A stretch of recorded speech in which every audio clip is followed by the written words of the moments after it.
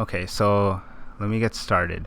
Right, so this is section, hold on, let me get my pointer. So this is section 13.2 on algebraic extensions. Right. Right. So it works as a pointer. So, all right. So let's start with a field f over. No. So f is our base field, and then k is an extension. So we say an element alpha in k is algebraic over f if alpha is a root of some non-zero polynomial f of x. Right. So an algebraic element of an extension k is just an element of k, which is the root of a non-zero polynomial with coefficients in f. Right. So if alpha is not algebraic over f, then we say alpha is transcendental over f. Right. So the extension k over f is an algebraic extension if every element of k is algebraic over f. So here's some examples. Right. So square root of 2 is algebraic over q, but pi is not algebraic. Right. So why is square root of 2 algebraic? Because square root of 2 satisfies this polynomial. So square root of 2 is a root of this algebraic polynomial, while pi doesn't satisfy any algebraic relations. So pi is transcendental, whereas square root of 2 is algebraic.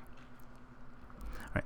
So this extension q adjoin square root of 2 is an algebraic extension, whereas q adjoin pi is not an algebraic extension of q.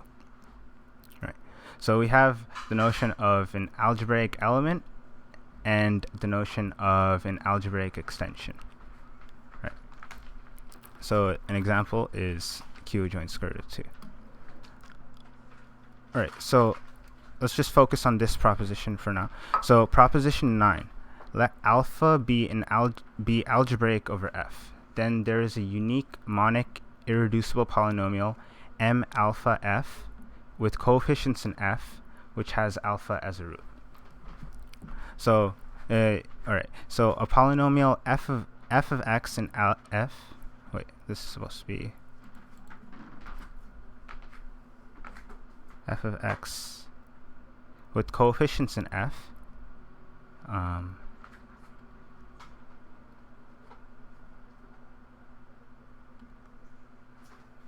Yeah. So a polynomial f with coefficients in the field f has alpha as a root if and only if the minimal polynomial divides f.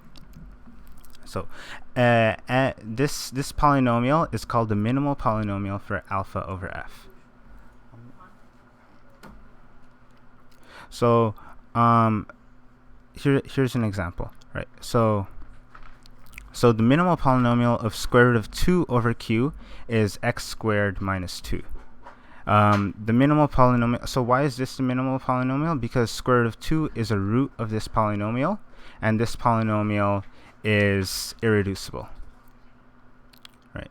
So the definition is there is a unique monic irreducible polynomial with alpha as a root. The minimal polynomial for cube root of 2 over q is x cubed minus 2, because cube root of 2 is a root of this guy, and this guy is also irreducible.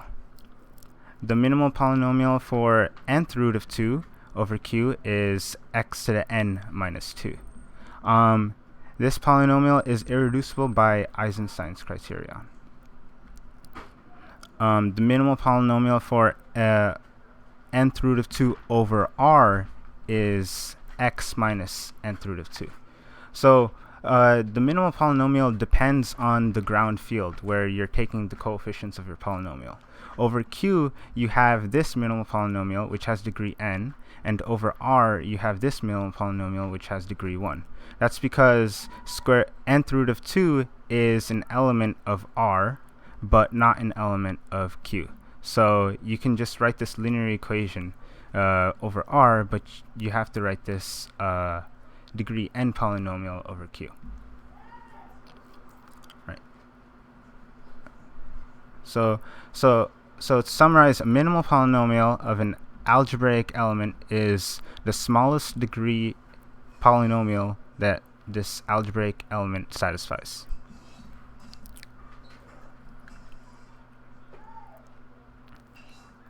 Okay, so now we're going to prove proposition 9. Remember, proposition 9 said we're given an algebraic element over F. So alpha is an algebraic element of an extension of F. So it satisfies a polynomial. So it's the root of a polynomial. And we want to show that there exists a unique monic irreducible polynomial with alpha as a root. Oh, maybe you don't know what monic means. Monic means the first coefficient of this polynomial is 1. So notice in all of these situations we have the first coefficient is 1, right? So that gives you uniqueness. Well, we'll show how that gives you uniqueness. If we didn't require monic, then we could just scale these polynomials by another field element, and we get another polynomial, so we wouldn't get uniqueness. So we require it to be monic. Right.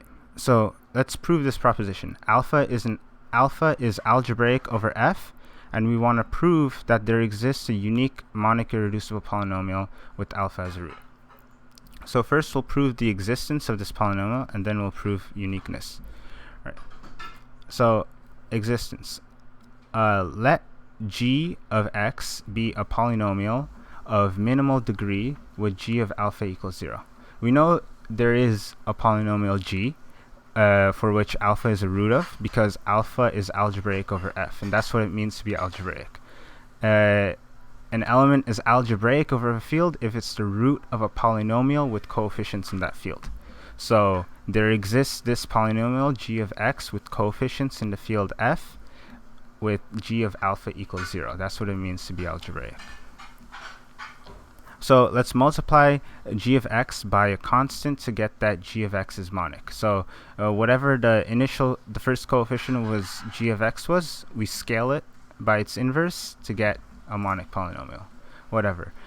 We still have a polynomial which has alpha as a root, because if you scale it by some lambda, it's still gonna have lambda g of x equals g of alpha equals 0. So okay, so you have the existence of this polynomial, and now suppose that it's reducible. So suppose it has minimal degree. So this is the key assumption: it has minimal degree and that it's reducible. So g of x is a product of two polynomials, a of x times b of x. A of x and b of x are polynomials with coefficients in F, and both of them have degree smaller than g of x. Oh, is someone here? Oh.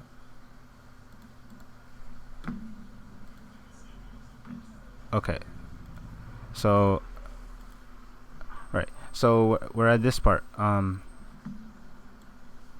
We're trying to prove the theorem where you have alpha is algebraic over F implies there exists a unique monic irreducible polynomial with alpha as a root. So we know the existence of a polynomial g of x, and now we know the existence of a monic polynomial g over x. We want to show that it's irreducible. So suppose it's reducible. We're going to get a contradiction. So we suppose it's reducible, and both of these factors have degree smaller than g of x. Then g of alpha equals a of alpha times b of alpha. So a of alpha times b of alpha equals 0. So a of alpha equals 0 or b of alpha equals 0, because we're in a field, right? So I'm not in highlight mode anymore. So yeah, we're in a field, so these are just field elements, right? And if one side is equal to 0, then this product is equal to 0, and that means because there are no zero divisors in a field, so by the zero product property, one of these field elements has to be 0. So either alpha is, so some a of alpha equals 0 or b of alpha equals 0. Now both of these have degree smaller than g, so this contradicts the minimality of the degree of g of x. So, so in conclusion, so we get a contradiction if g of x was reducible. So in conclusion, g of x has to be irreducible. So we get that g of x is a monic, irreducible polynomial having alpha as a root. So that's the existence. And now we want to show the uniqueness. So suppose f of x is another monic, irreducible polynomial having alpha as a root. Then you can write f of x as, you can use the Euclidean algorithm to get the existence of a polynomial q of x and r of x, such that f of x is equal to q of x times g of x plus r of x. So this is just Euclidean division with remainder. So yeah, you can always find the largest degree guy q. You can always divide f by g to get a remainder r, and the remainder term is gonna have degree less than the degree of g. All right. So okay, so we have that. This is obtained by Euclidean division, and then you plug in alpha to get that 0 is equal to 0 plus r of alpha. Because f of alpha, alpha is a root of f and alpha is a root of g, so both of these are 0. So we get that r of alpha is equal to 0. But we knew that the degree of r is less than the degree of g. So that means this new polynomial r of alpha, r of x, has it has alpha as a root, and also it has degree less than g. So this is a contradiction because we knew that we took g to be a polynomial of minimal degree with g of alpha equals 0. So if we found another polynomial r of x with less degree, then that's a contradiction. Right. So r of alpha, that's a contradiction unless r is 0. So this polynomial was not 0 from the start. Okay, so the only way that this could possibly occur is if the remainder term was exactly 0. But then g of x divides f of x, and likewise f of x divides g of x. Just do the same argument with Euclidean division for g into, no, f going into g. Right, so g divides f of x and f of x divides g of x, and both are monic, so f equals g. Right. Okay, maybe I should take a pause here and ask, are there any questions? So I believe that like q join root 2 is algebraic, just because I know like what all the elements look like. Mm-hmm. But is it true that if I have if I adjoin an algebraic number, is the resulting field always algebraic? So yes, it's always going to be algebraic over the field that you adjoined it to. Okay. Cool. Right. So why is this? I think we'll get. Yeah. So this will be further on later. Wait, I don't think it's too hard to show from what we talked about on Wednesday. I mean, adjoining one, you can say that adjoining the one element alpha is the same as like the polynomial ring quotient out the minimal polynomial of alpha, from what we talked about on Wednesday. And then it's not too hard to show that that's algebraic over f. Kind of almost by definition, it's algebraic over f. Yeah. So yeah. Yeah, wait, let me make some space here. So you have f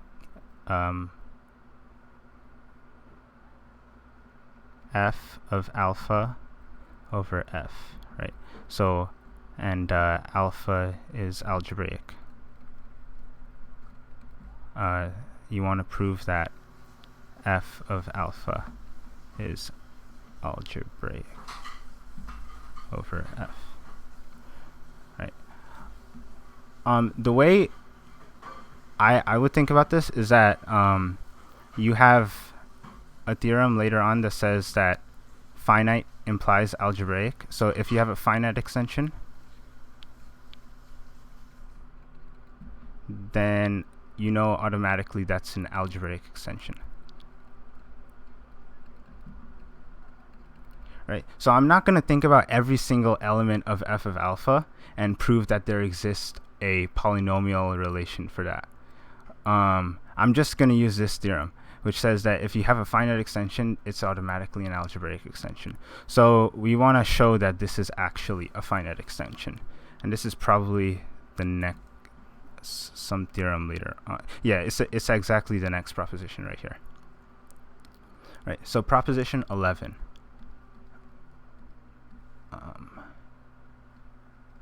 Hold on. So, all right. So proposition 11. Let alpha be algebraic over the field f. Let f of alpha be the field generated by alpha over f. So remember, the definition of f of alpha means it's the smallest field containing f and alpha. So it's the smallest field generated by alpha and f. All right. So then f of alpha is equal to, is isomorphic to f of x modulo this ideal, where this ideal is generated by the minimal polynomial of alpha. So m sub alpha of x is the minimal polynomial of alpha over f. And in particular, that means that the degree of this extension, f of alpha over f, is the degree of this minimal polynomial. So this is what Eric was talking about. So this is the theorem from Wednesday, where he proved that the degree of a simple extension is so the degree of this kind of thing is the degree of the minimal polynomial, right? And also he proved that if you're quotienting by an irreducible polynomial, then you get the isomorphic field is f adjoin a root of that irreducible polynomial. So this content is just from the previous section, right? And yeah, so the definition of alpha, the definition of degree of alpha is just the degree of the minimal polynomial of alpha, if alpha is algebraic. So this proposition is just saying that if you have an algebraic element over f, the simple extension obtained by adjoining that algebraic element is a finite extension, and its degree is the degree of alpha, i.e. the degree of the minimal polynomial of alpha. So that gives you this, because now we know that these guys are finite extensions. So, oh no, I still have to prove that finite extension implies algebraic extension. So, okay, we'll do this in a bit. So proposition 12. So this is an important proposition.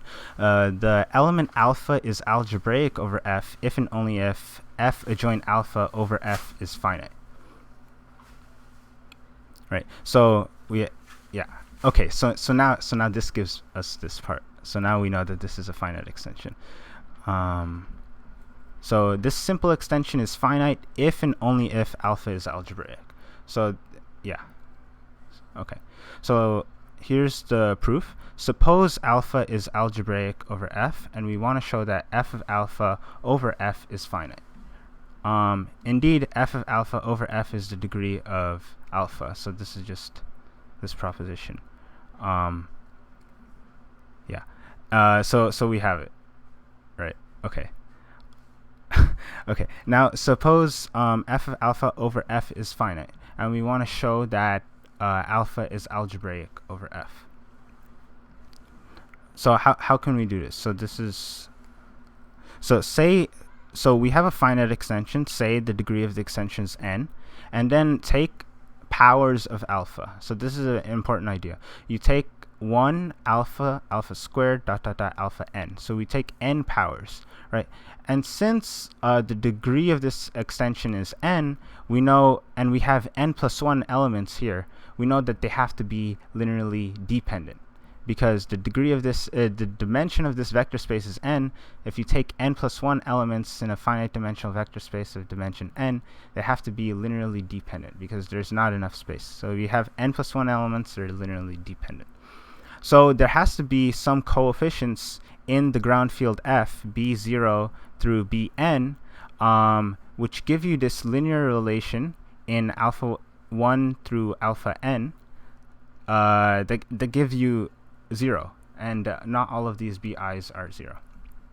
So alpha is a root of this non-zero polynomial with coefficients in f, right? So if you just look at this at face value, this is a polynomial in alpha. It's a degree n polynomial. So alpha is a root of a polynomial with coefficients in f. All of these coefficients are in f, like we said. So alpha is algebraic over f. So yeah, if you have an algebraic element over f, alpha is algebraic over f if and only if the simple extension is finite. Right. So algebraic elements mean finite extensions. All right. Now let's prove that. Okay. K over f is finite implies that this extension is algebraic. So take alpha in the extension, then f of alpha is contained in k, right? So f of alpha, remember, by definition is the smallest extension of f that contains alpha. So it's the smallest field that contains both f and alpha, right? And since k contains both f and alpha, f of alpha has to be contained in k. Right? So f of alpha is contained in k.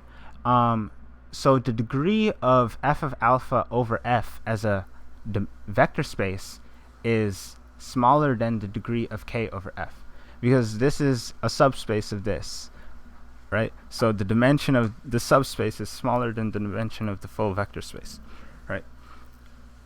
So since this is finite, we know that this is finite, right? So by the previous theorem, which says that this simple extension being finite means that this element is algebraic, we know that alpha is algebraic over f. So we've picked an arbitrary element of k. We've used the finiteness of the extension to prove that the simple extension is also finite, and therefore alpha is algebraic. So this is how you leverage the finiteness to prove algebraicness of an extension. Right. Well, sorry, to clarify, yeah. we were saying, right, if k over f is finite, then it is not that k over f is algebraic, it's that alpha is algebraic? No, it means that k over f is algebraic. So the whole extension is algebraic. Yeah. Okay. Yeah. Oh. Okay. I see. Yeah. So yeah, remember, like, an extension being algebraic means that every element of the extension is algebraic over the base field. And what we did in this proof, we took an arbitrary element of the extension and we proved that it's algebraic over the base field. So that's why this extension is algebraic. And to prove it's algebraic, and to prove that, we just looked at the simple extension and used the finiteness of the whole field. Right. So yeah. We're using algebraic in a sense just means finite. It means it satisfies a finite relation, right? So, okay. Yeah. It's like, okay. All right. Theorem 14. Are there any questions, first of all, before moving on?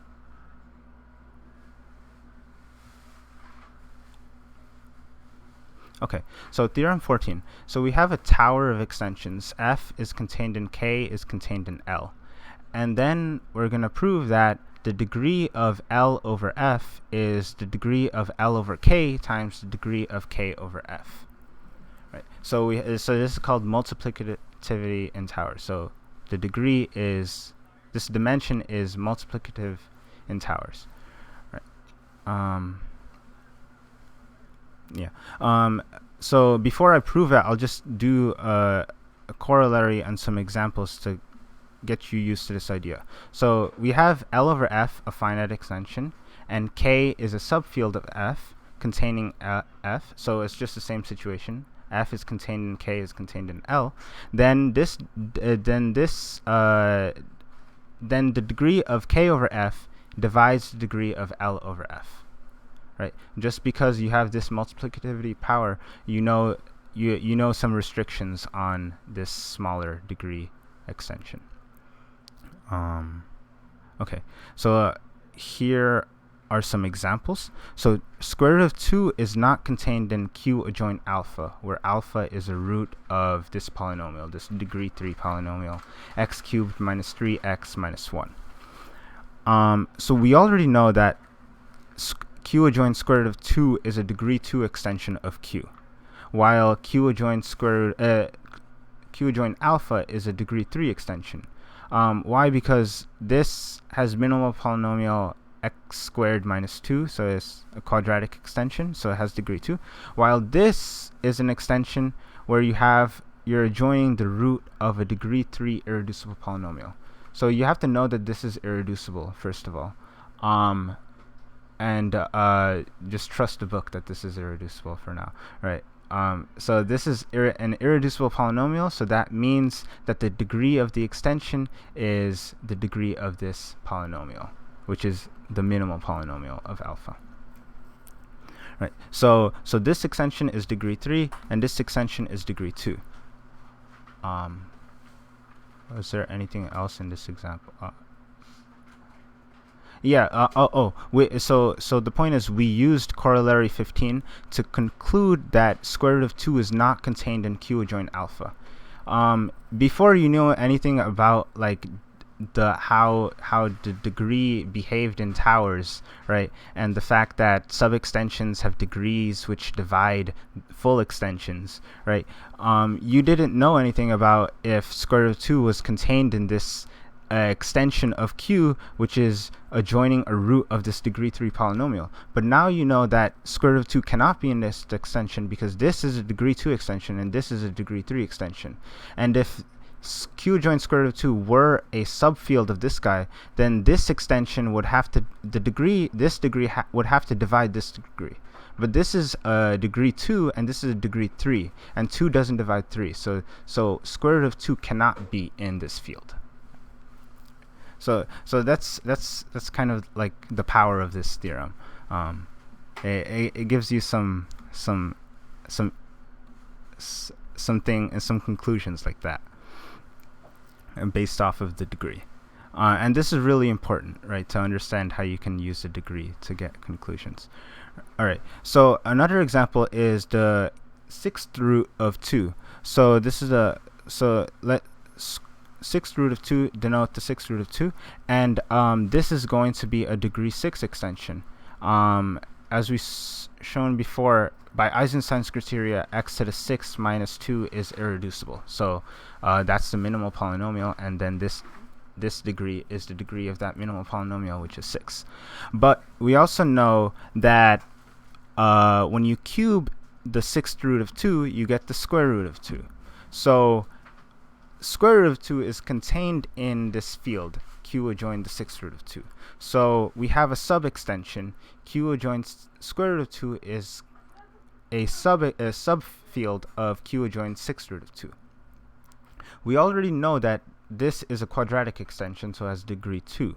So therefore, the degree of Q adjoin sixth root of 2 over Q adjoin square root of 2 is 3. because we're applying this result right here.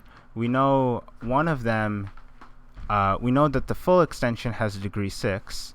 We know that this has degree 2, so that means that this has to have degree 3, right? Because 2 times 3 equals 6. So as a result, we conclude that this field has degree 3 over this field. Furthermore, we can conclude more by noticing that furthermore, our conclusion is that the minimal polynomial of 6th root of 2 over q adjoining the square root of 2 is degree 3, because from this conclusion that this field has degree 3 over this field, we know therefore the minimal polynomial has degree 3 over this field, right? The degree of the extension of a simple the degree of a simple extension is the degree of the minimal polynomial, right? So this is a degree. So this has minimal polynomial of degree 3, and therefore it must be x cubed minus 2, minus square root of 2. Because why? This is actually a polynomial with coefficients in q adjoins square root of 2, and it's a degree 3 polynomial. It's yeah. We don't necessarily know a priori that it's irreducible over q adjoins square root of 2. But since we know that the minimal polynomial over q adjoins square root of 2 has to be degree 3, and this is degree 3, therefore we conclude that it's irreducible, right? So so this is how we can use this theorem to obtain another fact, that this polynomial is irreducible over this field, which we usually don't work with polynomials over this kind of field. So we don't really know that it's irreducible, but using this chain of logic, we do get that it's irreducible. Okay, let me continue. Any questions about this so far? All right. So now I'm going to prove theorem 14. So remember, the thing we want to prove is that we have multiplicativity in towers. So we have a tower of extensions, L over K over F, and we want to prove that the degree of L over F is the degree of L over K times the degree of K over F. Right. All right, so how am I going to prove this? So write M as the degree of L over K and N as the degree of K over F. And then let alpha 1 through alpha m be a basis for L over K, and let beta 1 through beta n be a basis for K over F. And then what I'm going to try to do is show that pairwise products of these basis elements, so alpha I, beta j, is a basis for L over F. So a basis for the vector space L with coefficient over the field F. And this set of elements has n times m elements, so that means that the degree is n times m, which is the product of these two degrees. So as long as you can show that this guy is a basis, then you're done with the proof of this theorem. So show that it spans. Okay, I didn't really give the details here, but you can show that it spans all of L, because you can take an arbitrary element of L, write it in the basis of this guy, and then each of these you can write as the basis of these guys, right? So each alpha you can write in this basis, because K, the alphas are in K, and K is a vector space over F. So you can write it in terms of these bases, and then no, not the alphas. I mean the coefficients of these alphas. So yeah, this being a basis for L over K means you take the coefficients in K and take linear combinations of these guys. So you write each of the coefficients of this linear combination in terms of this basis, and then you get an expression of the original arbitrary element of A in terms of these products alpha I beta j. Right. Okay. Now let's prove. So that proves that this spans all of L. Now let's prove that it's linearly independent. So suppose there is a linear relation, so with these spanning elements. So let's say the coefficients is bij. And then we're gonna use the linear independence of alpha I and beta j separately to get that bij is equal to 0. I also didn't provide the details here, but like basically you just treat you just use the linear independence of alpha I and the linear independence of beta j to get that each of these are 0. Let's see. I think you would use this linear independence first and collect all of the terms of this expression with alpha I, and then factor out the alpha I, so then you get a linear expression in alpha i's. And so by linear independence of the alpha i's, all of those coefficients are 0. So each of those coefficients is like a sum of bij beta j, and then using the linear independence of beta j's, you get that all of the bij's are 0. Right? So you use linear independence in two places.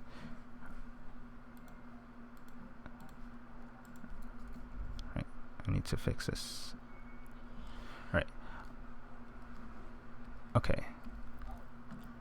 So the alpha I beta j's form a basis of L over F with m times n elements. So the degree of the extension L over F is the product of the degrees L over K times K over F. Right.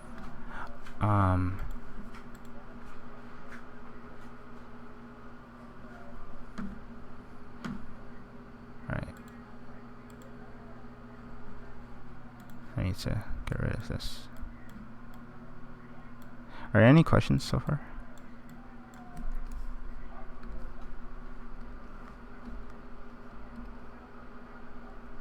All right.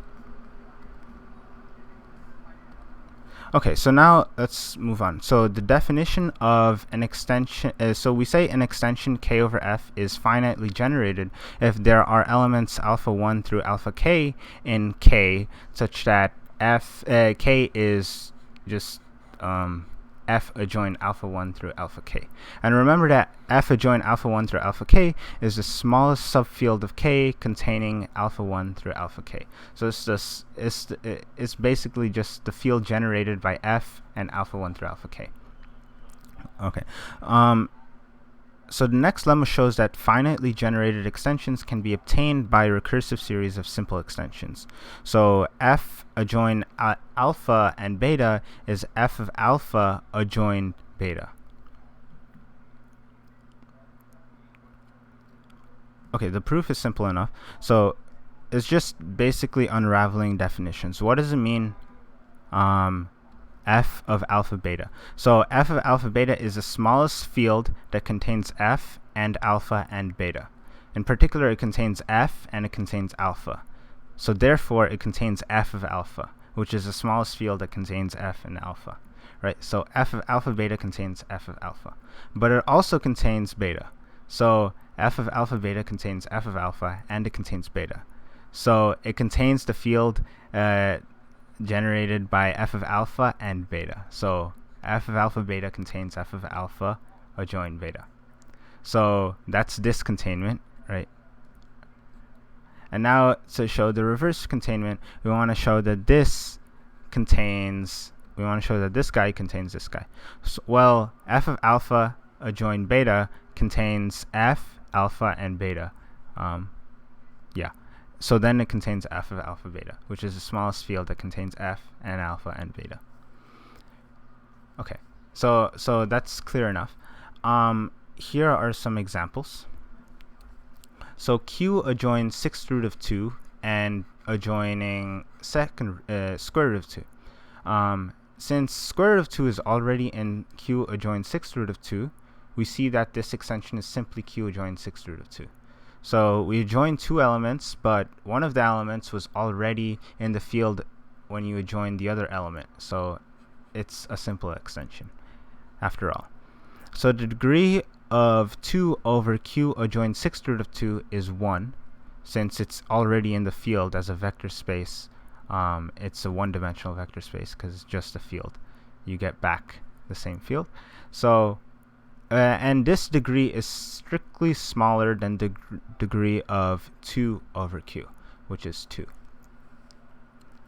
So, yeah, you notice something here, like, so both of these guys are algebraic elements. This guy has degree 6 over q, and this guy has degree 2 over q. But when you do the whole extension, it only has degree 6 over 2. Because originally you do q and then 6th root of 2, and then q adjoin 6th root of 2 square root of 2. This is a degree 6 extension, this is a degree 1 extension. Even though if you just did q adjoin square root of 2, that would be a degree 2 extension. Right? So, yeah. So this is kind of a simple example, but it's important to notice what happens. Okay, here's another example. So q adjoin square root of 2 adjoin q, square root of 3. So since square root of 2 is a degree 2 over q, the degree of the extension q adjoin square root of 2 and cube root of 2, square root of 2 square root of 3 over q adjoin square root of 2 is at most 2. Right. So the degree of square root of 3 over q is 2.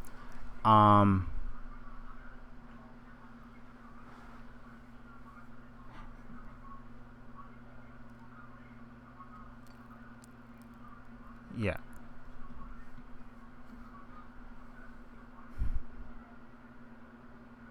Yeah. So so that means that the degree of this extension is at most 2.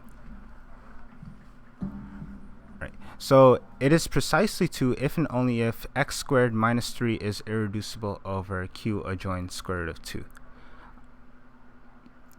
Right, so we already know that square root of 3 satisfies this polynomial over q, right? It might satisfy a linear polynomial over q adjoin square root of 2. So that might mean that the degree of this element over q adjoin square root of 2 is 1 instead of being 2. But we'll show that that's not possible. We're going to show that this polynomial is actually irreducible, so it doesn't factor in this field, right? Since this is a degree 2 polynomial, this is irreducible if and only if it has a root in the field, right? So if a quadratic polynomial is reducible, that means it splits into smaller degree polynomials, and each of those smaller degree polynomials have to be linear.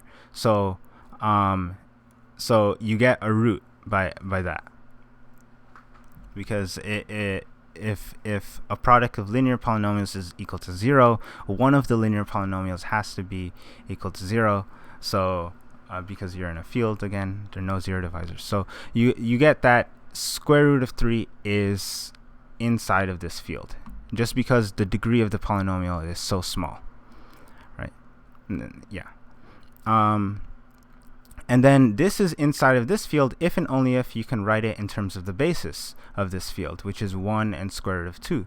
So you have a and b rational numbers, such as square root of 3 is a plus b square root of 2. So square both sides, you get 3 is equal to a squared plus 2b squared plus 2ab square root of 2. If ab is not equal to 0, then you can divide by ab and get that square root of 2 is a rational number. So you just move this to the other side and divide by 2ab, and you'll get that square root of 2 is a rational number. But this is not true, right? We already know that it's not a rational number. So we know that AB is equal to 0. So A is equal to 0 or B is equal to 0. If B equals 0, then square root of 3 equals A. We just look at this thing. B is equal to 0, so square root of 3 is equal to A. And this part just goes away, right? But A is rational, so square root of 3 is rational, which is a contradiction. If A equals 0, what happens? This guy is 0, so we just get square root of 3 is equal to B square root of 2. So multiply both sides by square root of 2, and you get square root of 6 is equal to 2B. B is rational, so 2B is rational, so square root of 6 is rational, and that's another contradiction. So this is just not possible. So that means that square root of 3 is not in the field Q adjoins square root of 2. Right. Okay. So in conclusion, you get that that this is not the degree 1. This is not a degree 1 extension, so it has to be a degree 2 extension. So this has to be a degree 4 extension. All right. Right. Yeah. We use this theorem again. Right. Okay.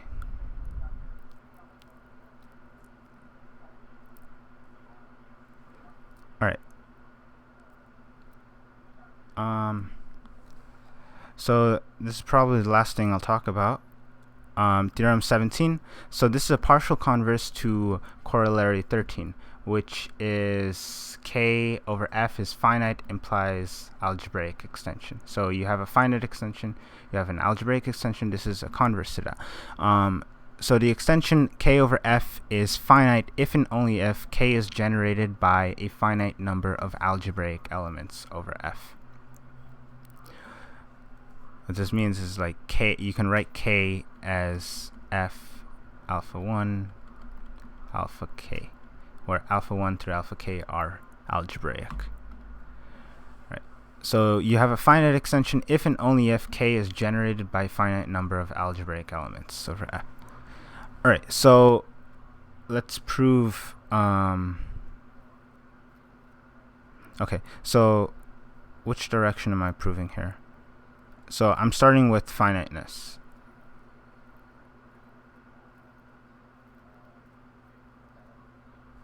Right, so let alpha 1 through alpha n be a basis for K. Okay, so first thing to notice is that this forwards implication is actually a little bit stronger than this. Well, it's kind of the same, but it's saying that K is generated by a finite number of algebraic elements. It's not just saying that every element is an algebraic element, which is what this extension being algebraic means. It's saying that it's generated by a finite number of algebraic elements, but it's kind of, it's just using the finiteness, right? So so starting with K over F is finite. Let alpha 1 through alpha n be a basis for K over F. So that's what finite means. You have a finite basis. Then each of these simple extensions has degree dividing the total extension, the degree of the total extension, right? So each of these simple extensions are finite. So then we know that each of these basis elements are algebraic. So we got the forwards direction. Yeah. And then I think I still have to say something, because he proves this in the text. He proved that, and he proved it in the prose, which I skipped over. So suppose what?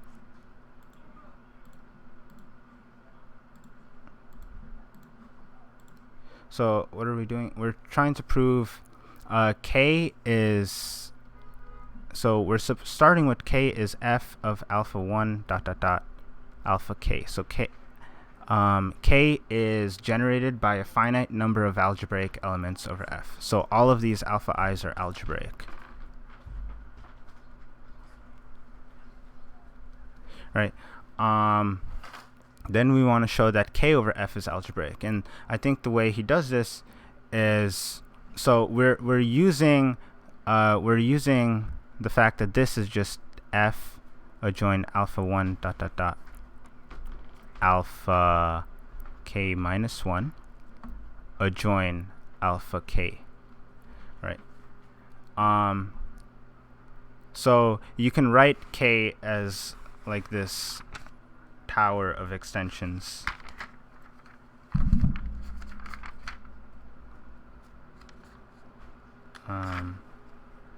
So you have what?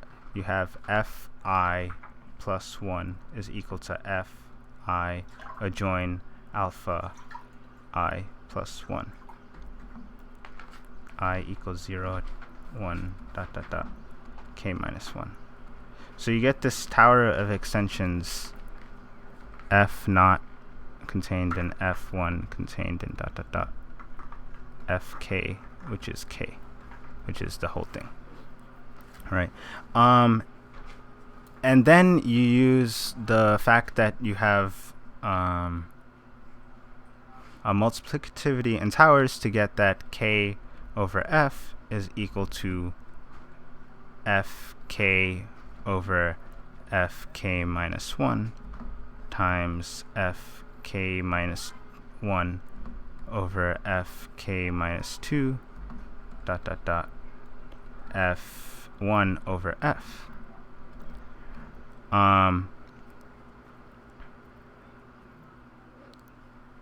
Yeah, and then each of these are finite. Well, you need to know why is each of these finite. So why are each of these extensions Fi of alpha I plus 1 over Fi finite? Well, you're just adjoining an algebraic element. So it's finite and it has degree at most the degree of alpha. So alpha is algebraic over F. Right? So it has a minimal polynomial of degree say ni plus 1, right? So alpha I has degree ni over F. So this minimal polynomial may become reducible in this extension Fi. So it may not be irreducible anymore, but we know that its degree, the minimal polynomial of the degree of this element over this field, is dividing that minimal polynomial over F. So the degree of this guy is at most ni. So this is at most n k times n k minus 1 times dot dot dot n1. So yeah, so that's how you prove the finiteness. So you start with the fact that you have K being generated by finite number of algebraic elements over F, and then argue in this way to get that this extension is finite. All right, so that's all I have. There's a little bit more in this section. I guess we can finish it off on Monday, though.